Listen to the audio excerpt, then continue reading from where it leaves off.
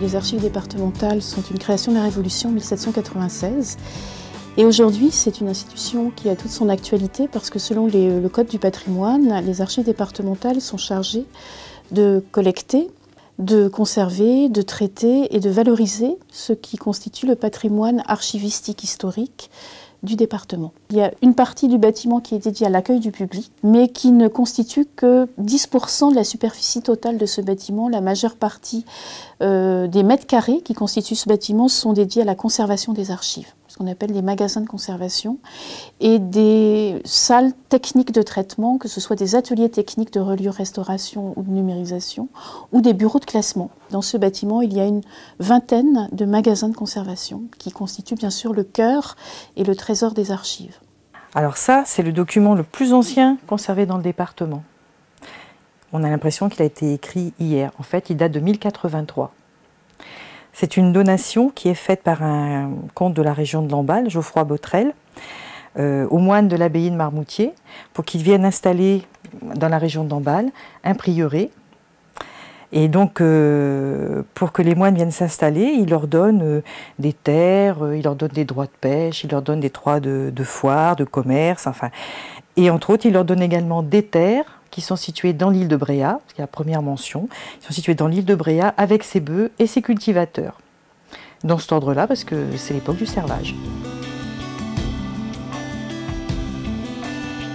Le service des publics, c'est tout d'abord la salle de lecture, ensuite la bibliothèque dite historique et administrative, et enfin le service éducatif. Ce secteur des archives départementales est chargé d'accueillir les usagers qui viennent faire des recherches, que ce soit des recherches de type historique, personnel, généalogique ou des recherches administratives.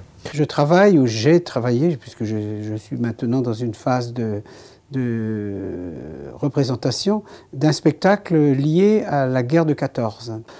J'ai mené une recherche au sujet d'un grand-oncle qui était frère de mon grand-père, né dans les Côtes-d'Armor, à Sainte-Truffine, qui est dans le sud du département, là également où je suis né. Et ce grand-oncle a eu un parcours atypique. Il a eu un parcours de soldat jusqu'en 1917, jour où il passe en conseil de guerre et est traduit donc devant le conseil de guerre et condamné à 5 ans de prison dans un bagne militaire en Algérie. Pour nous, historiens, c'est absolument fondamental parce que c'est notre support pour travailler. Voilà, nos sources, elles sont là. Sans archives, on peut pas travailler.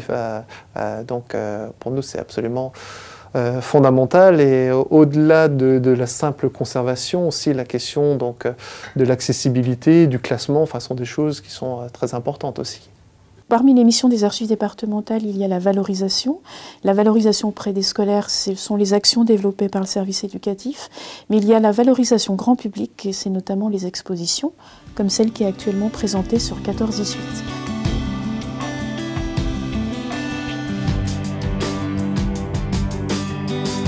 L'originalité de cette exposition sur la guerre, ça a été d'y associer des documents que l'on conserve, comme les registres matricules militaires, mais surtout, de manière très inédite et originale, de présenter une sélection des objets qui nous ont été proposés l'année dernière dans le cadre de la Grande Collecte, qui est une manifestation nationale.